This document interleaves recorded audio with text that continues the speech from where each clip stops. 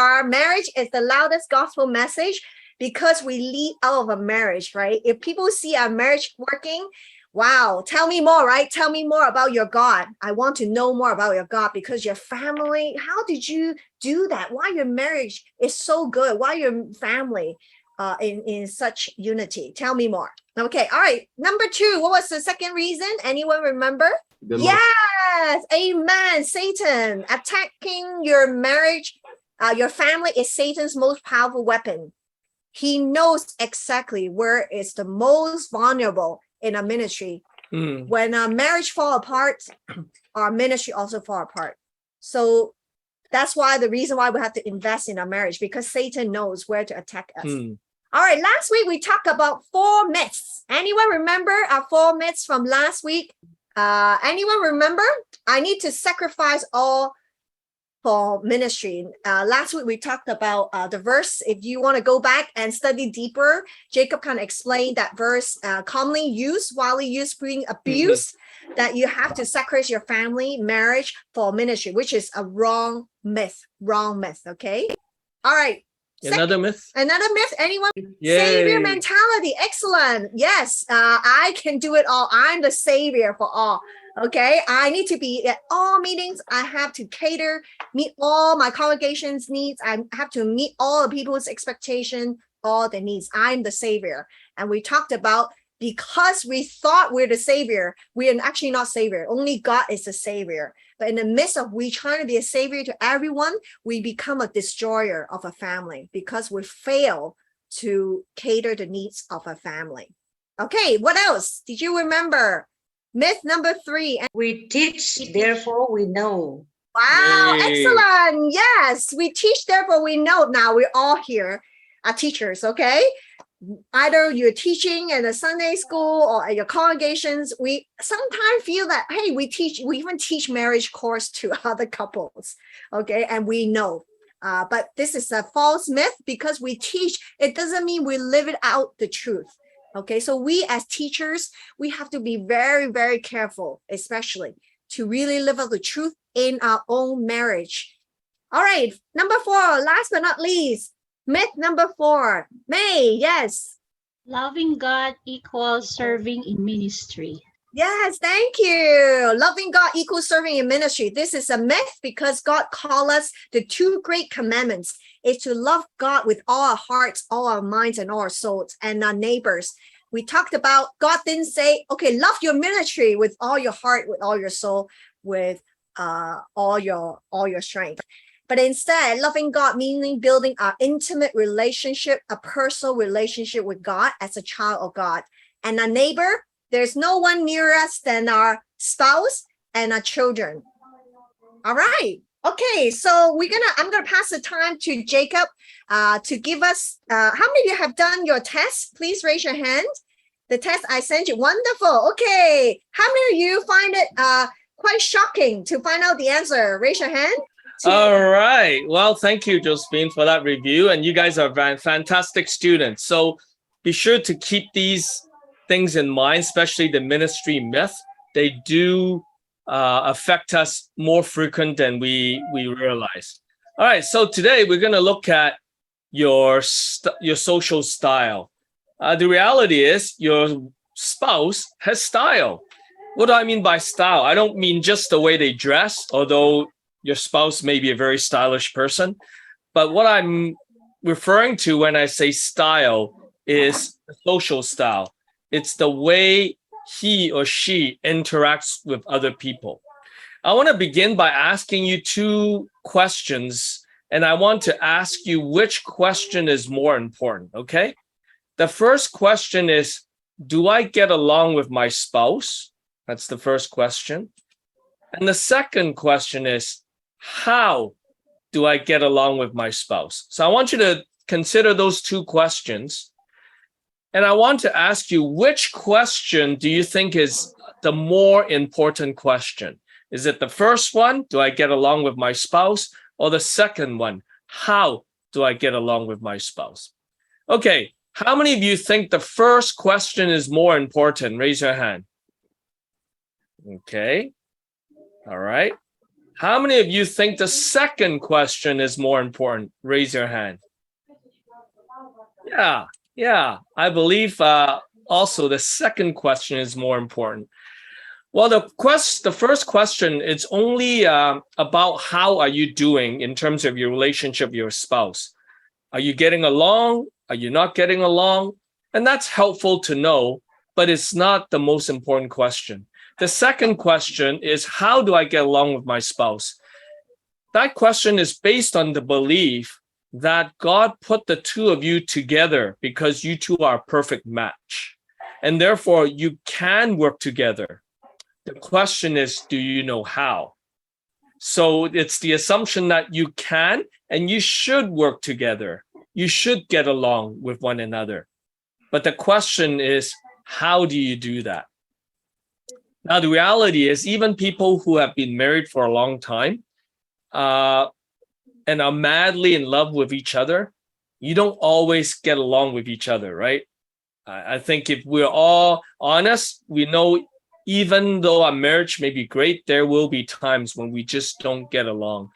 You know, for the two of us, we've been married for 22 years. And there are days when things are so wonderful that I truly see her as someone who can complement me perfectly, and that together we are stronger. Together we are more effective. That's when I experience synergy, right? But at the same time, there are times when she and I just don't get along. In fact, we absolutely hate each other. We just don't even want to talk to each other. And I have to confess, we've had occasions where we both had to go up on stage to teach, but we're like fighting, you know, even that morning before.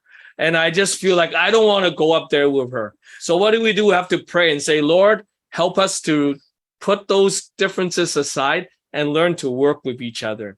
And always God listens to our prayer, and we experience synergy.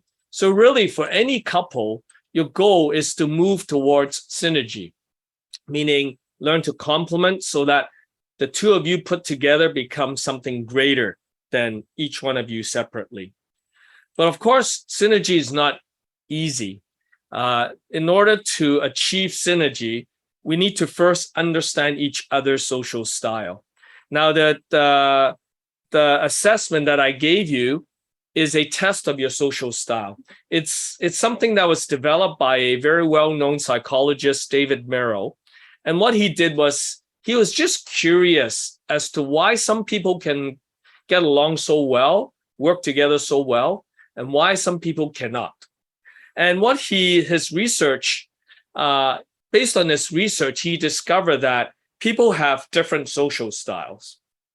And not only do people have different social styles, whether or not they can work together depends on how well they can adapt to each other's styles.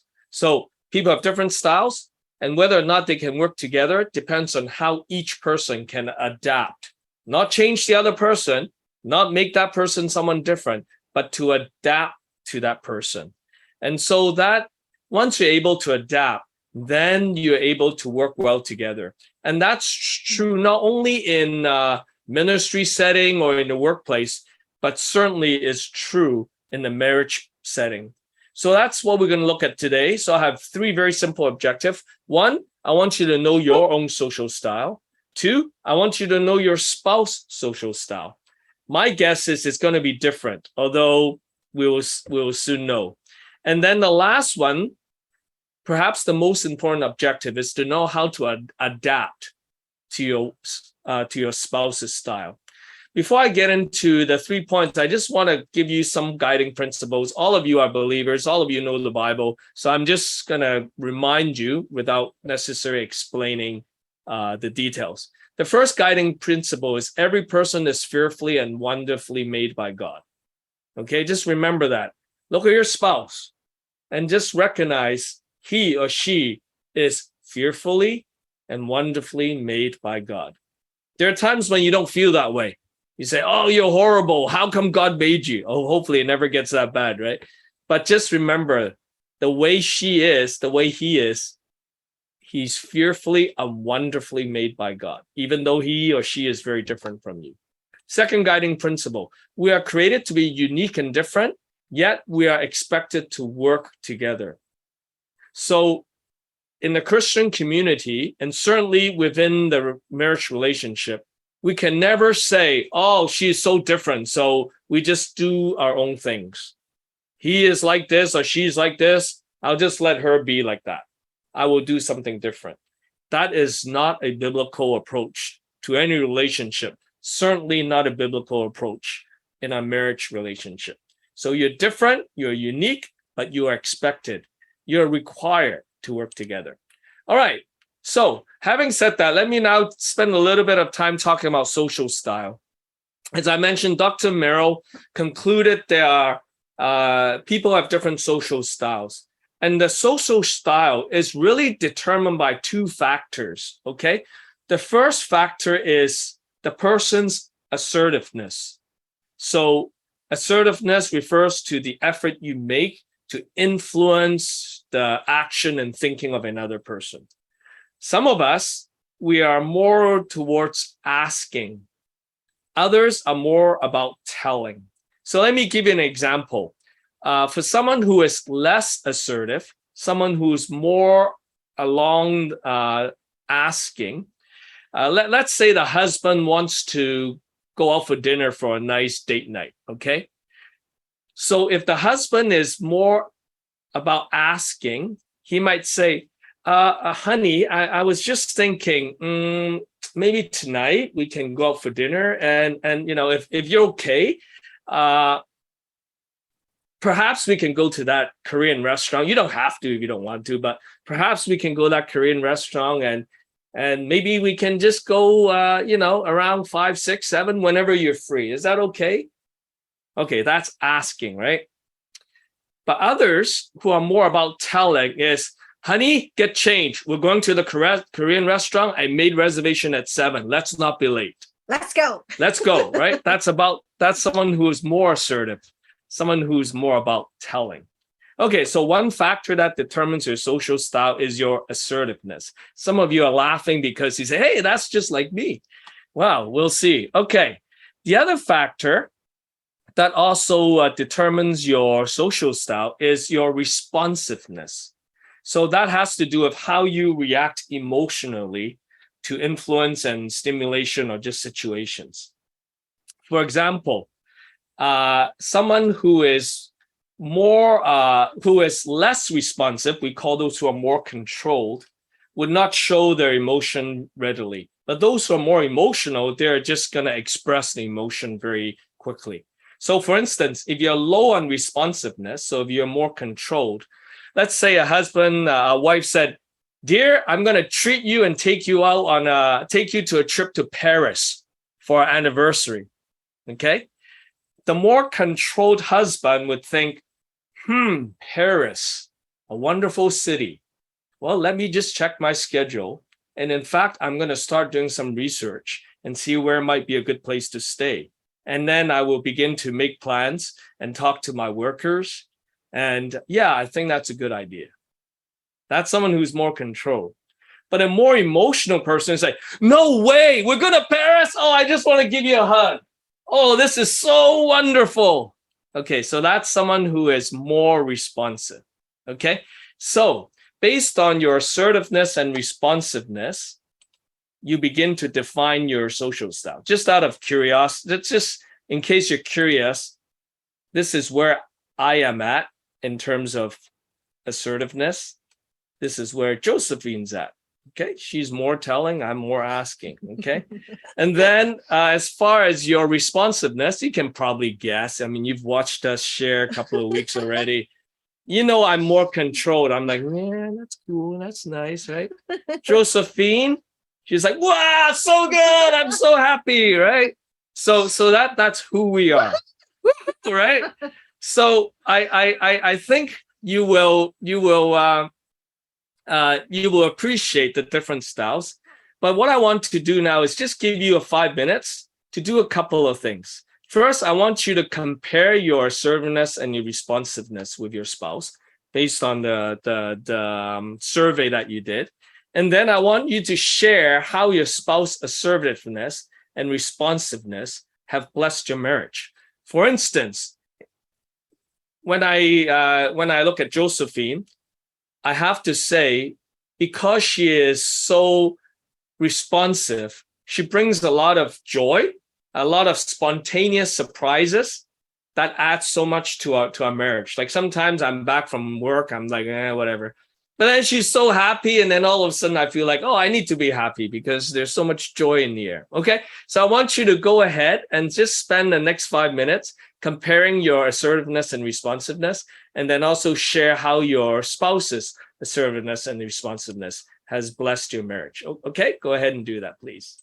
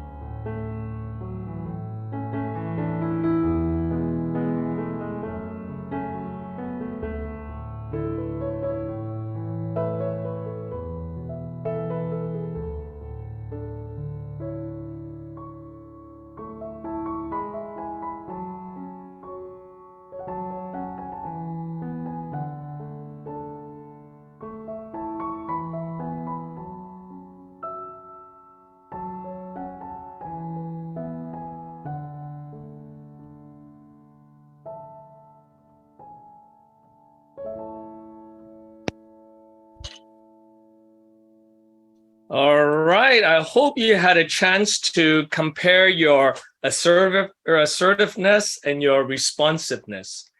Now, if we were to take it a step further, if you begin to plot your assertiveness on the horizontal and plot your responsiveness on the vertical, you'll come up with 4 different quadrants. And each quadrant represents a particular social style. And there are only 4 that Dr. Merrill has identified. So for instance, if you are less assertive and you're more controlled and you're analytical. If you're more assertive and you're more controlled, you're a driver. If you're less assertive, but you're more emotional, you're what's called amiable. And if you're more assertive and more emotional, you're expressive. Okay, I'll talk a little bit about each in just a minute. But in our case, this is what it looks like. I am analytical, okay, because I'm less assertive and I'm more controlled. Josephine is, she is more expressive, okay? She is expressive because she's more emotional and she's more talent. All right, I just want to, out of curiosity, how many of you have the same social style as your spouse? How many of you have has the same social style as your spouse? Please raise your hand. Wow, Ruby. Wow, very interesting. What are you guys? Yeah, Ruby and Jack, I'm just curious, what's your social style? Amiable? Yeah, amiable. Okay. Yes, that's wonderful. And the rest of you have different styles. That's also wonderful, okay? In fact, usually, whenever I've done this with couples, the couples have very different social style. What that means is they are like Josephine and I, we're diagonal. Whoops, sorry. So the style that's diagonal from you, that's someone who is the least like you, the most opposite from you. And oftentimes God uses that, right? So that having 2 opposites character, if they fight, is very difficult. But if they're able to work together, it's a very beautiful picture. And that's what we want to move towards, is being able to work beautifully together. All right, so I am just gonna ask, because I'm nosy, I'm curious, okay? How many of you are analyticals? Please raise your hand. Okay, very cool. How many of you are drivers? Raise your hand. Wonderful. How many of you are amiable? We know Jack and Ruby. Who else? Timothy. Wow, that's great. And Ivan. And then last but not least, how many of you are expressive? Yeah, wonderful. Okay, this is good. This kind of helps me. All right, so let me now spend a little bit of time talking about each. But after that, I'm going to give you a lot of time talking about how do you work with people who is of a different social style as you are. All right, so very quickly, the analyticals, there's a few of us. Who are these people? They are thinkers and problem solvers. They like organization, structure, and schedule. They're hesitant to get involved, right? When you want to ask them to join a ministry, they say, no, let me pray about it. Let me think about it. I need to check with this person. I need to, work with this and all that. So that's who they are. They want everything done right. They're perfectionists, okay? If they're going to commit to doing something, they want to do it perfectly. They can also be indecisive because they're always thinking about all the possibilities. So it's not easy to make a commitment or to give an answer. They're economical and frugal. They're good with money, right? They're persistent and thorough. They will not give up easily until something is done. They finish what they started. They make friends cautiously. They're always analyzing the people before they would kind of let down their guard and become really close friends with people. And they prefer to work slowly and alone because they need time to think. All right, so that's analytical. Now, when analyticals are stressed, I can relate to this, right? Because I'm an analytic. They like to whine. They say, oh, why is it like that? Oh, I wish it didn't have to be tomorrow. Oh, how come so-and-so didn't do his work? Now I'm stuck with all the work, right? They can be sarcastic. So they say, oh, yeah, you think you're so great. Why don't you do it, right? They can be negative. They say, oh, it's never going to work. This ministry is going to fail. We're going to lose all the money and everyone's going to leave, right? So when they're stressed, they have a tendency to become whining and sarcastic and negative, okay? If you're analytical, you're probably analyzing this right now, right? You're thinking, oh, am I really like that? Yes, you are. So in case you don't have to write everything down, we will send you the notes after, okay? In case you missed it, yes. Yeah. All right. The drivers, okay, these are the natural born leaders, okay? They have a compulsive need for change. Even if something has worked for many years, there's something in them that say we should change it because I think there's a better way to do this. They have this compulsive need to change. They have low tolerance for feelings of others, which can be dangerous sometimes, but at the same time, if all you care is how people feel, sometimes that prevents you from moving ahead. They can be very dynamic and active. They can be very independent and self-sufficient. They have strong will. They're decisive. If they want something done, they're going to go ahead and do it. And they're going to call the shot. They establish goals and think they have the right answers, even though they may not, but in their mind, they have the right answers. That's why they're good leaders, because they're so confident, right? They see the whole picture and they tend to move quickly to action, okay? And when they're stressed, sometimes they can be quite aggressive. So people will feel like, wow, you're so aggressive, even rude. It's like, don't you care about anything? Don't you care about people's feelings? And they can be abrupt because they say, okay, we're going to go now. Say, well, where did that come from? We didn't see that coming. We didn't expect that. So that's what happens to drivers when they're stressed. All right. Amiable. We have quite a few in this group. They have a low-key personality. They prefer close and personal relationships. Okay. They're calm, cool, and collected. They're very good listeners. So I love having amiable friends because they love to just sit there and listen. And that gives me so much comfort. They're consistent lifestyle. So they're predictable in that sense. They're sympathetic and kind. And they're easygoing. You know, if you ask them, where do you want to go for lunch? Well, anywhere you want. And then you say, Korean? Sure, why not? How about Japanese? Yeah, let's do that. Well, just McDonald's. Hey, I love it, right? They're very easygoing, okay? They keep true feelings hidden. Why do they do that? Because they sometimes feel, if I tell you how I really feel, it may offend you. You may not like it. So I much rather hold back true feelings. And in that sense, people see them as easygoing and amiable and so forth. But because they sometimes withdraw the true feelings. They can be peaceful and agreeable. They tend to be peaceful and agreeable. And they don't like goal settings or self-direction because they're so concerned about how others feel. They don't want to tell people what to do. They much rather we build a relationship and whatever people want to do, let's let them do it. All right. But when they're stressed, amiable, they oftentimes lack conviction. So I give up. I don't want to do anything anymore. Or I don't think I want to do this. There's no conviction. They avoid. So amiable, sometimes when they're stressed, although they love talking on the phone, but when they're stressed, you call them, they never pick up your call. Or they don't respond to your email because they're stressed. They make promises that they cannot keep.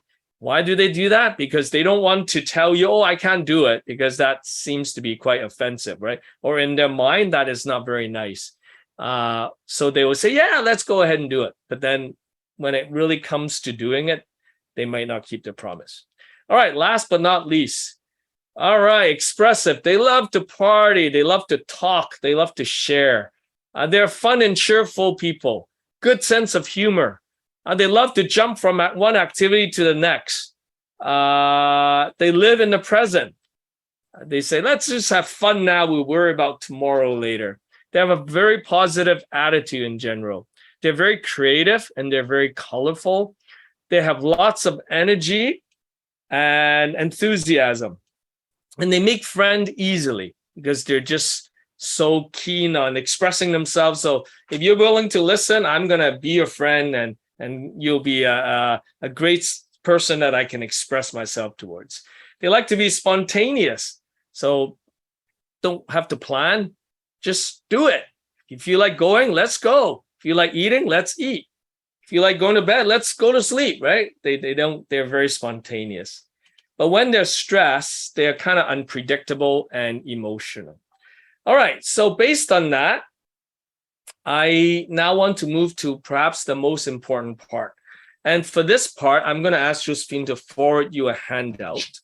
In this handout, you will see some tips. So you will have some suggestions on how you work with that particular social style. So for instance, in our case, when you receive that document, which you should have in your WhatsApp now, you want to go to your spouse's social style. So in my case, I will go to expressive. And then I would read some tips on how to interact, how to get along with these individuals. In fact, let me just show you quickly what it looks like.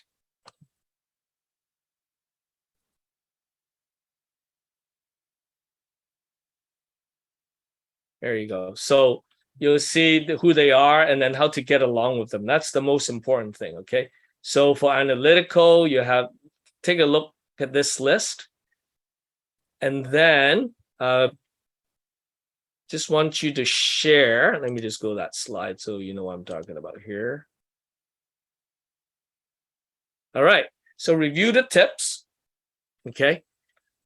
And it might be helpful to ask your spouse which tip is most important to him or her. And then if you want, you can share additional tips. Those are just suggestions, so there may be more on how would you like your spouse to treat you.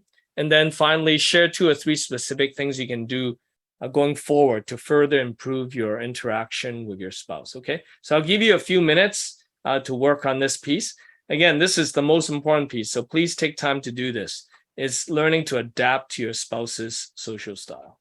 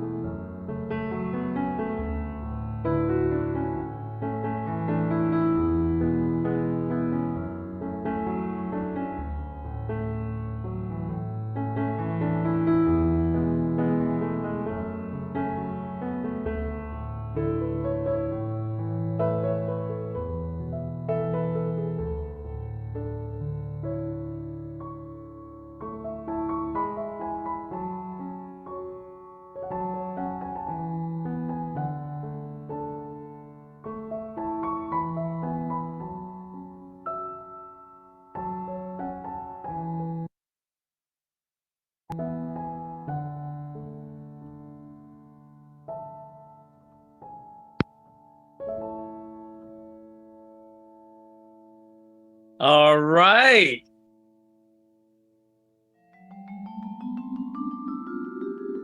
What a beautiful chime. Ah, so nice. All right, well, welcome back. I hope you had a fruitful discussion. By the way, this is something you can continue on in your date night.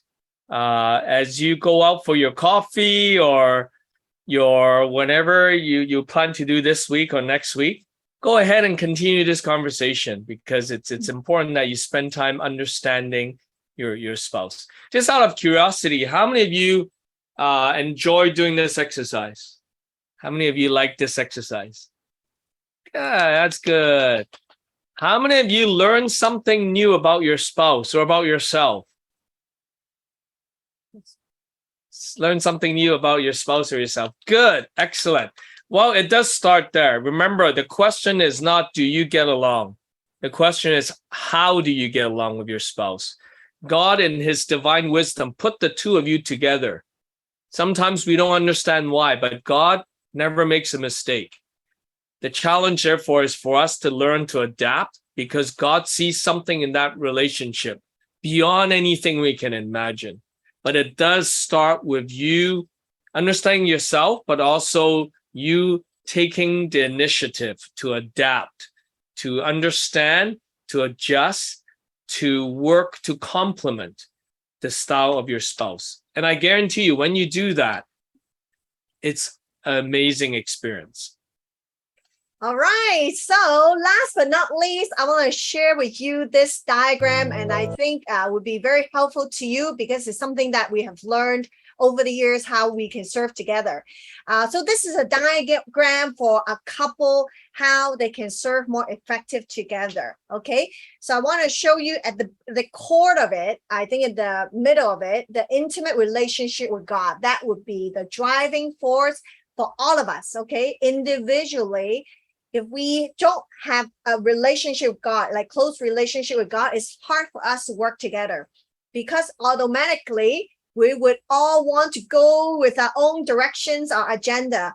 But if we seek to follow God, like in an individual level, really seek after God, we can be aligned. For the longest time, our life wasn't very aligned. Okay. My goal in life was to make lots of money. I indulge myself in many, many things.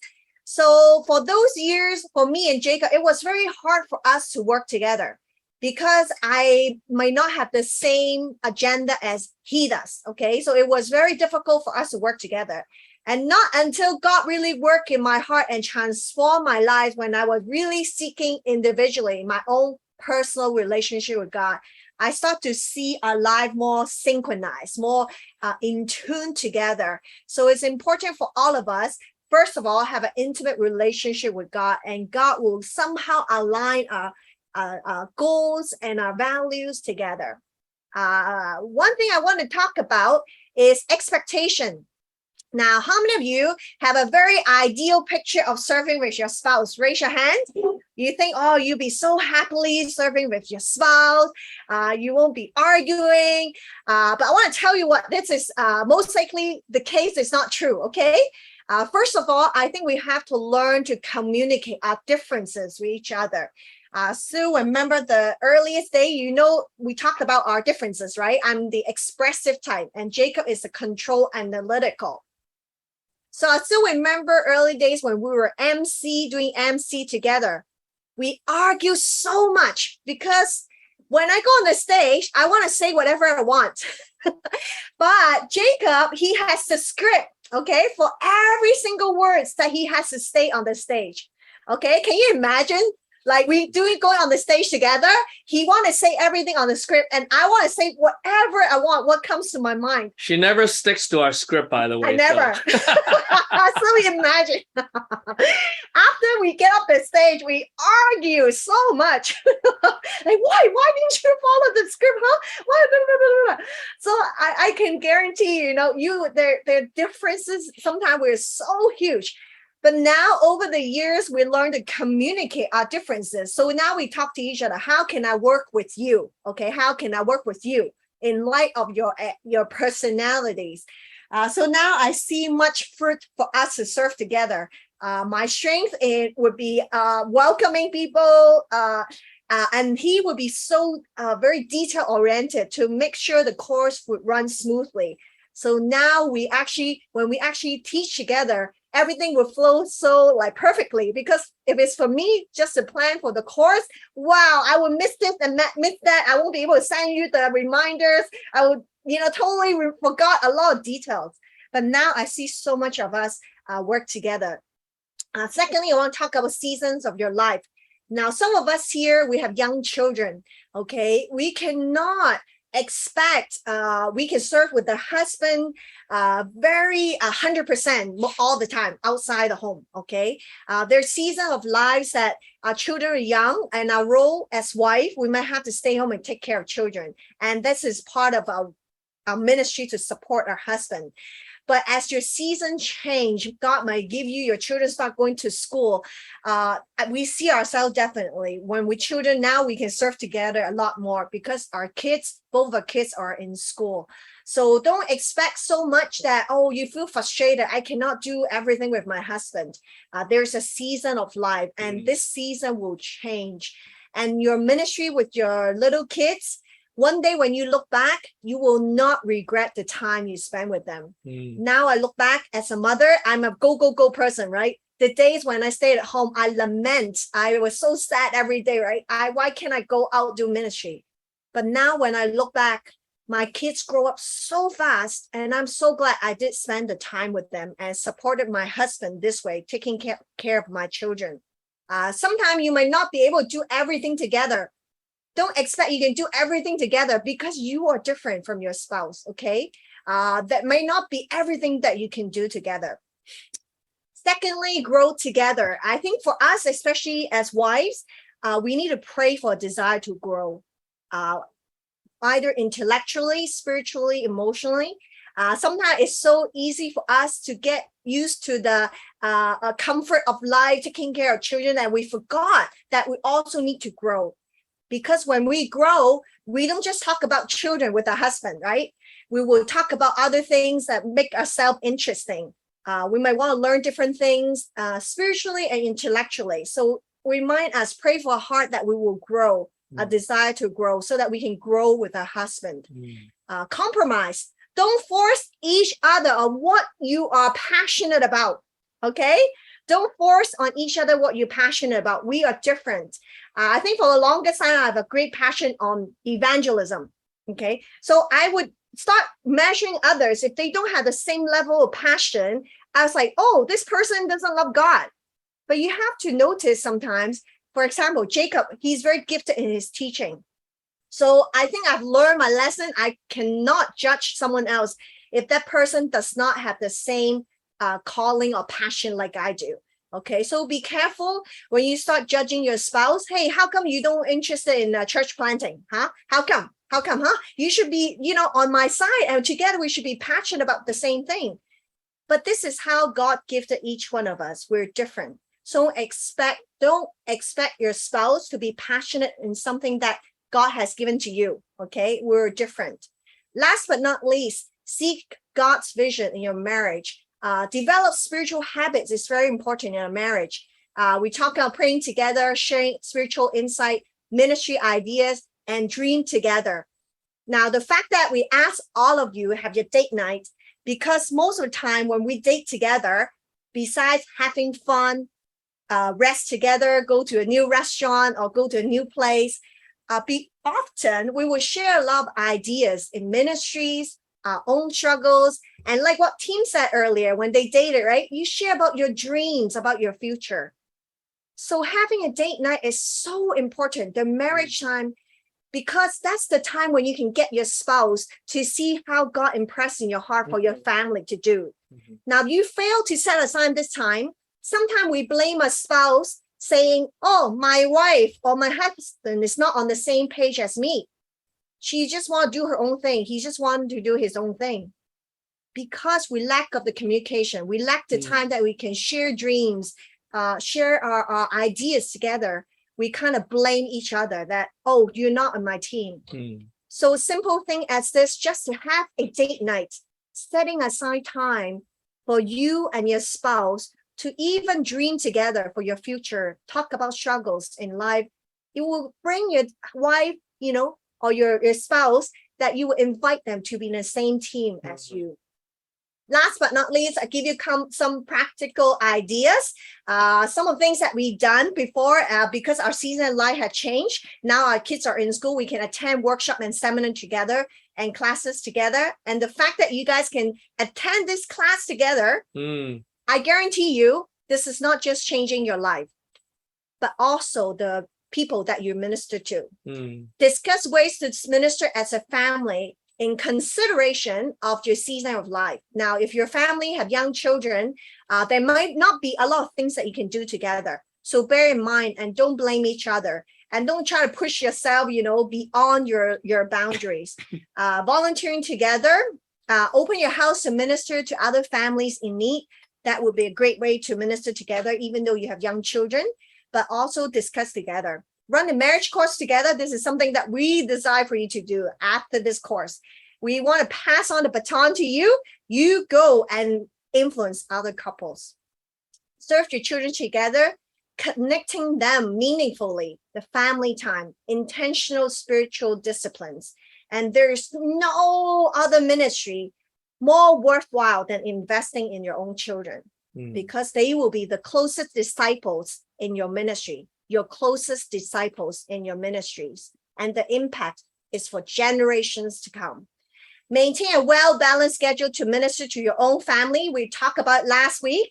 I hope all of you have set aside time to talk about this, to create a well-balanced schedule where you would include your time with God, personal time with God, your marriage time, family time, self-care time, and ministry time together.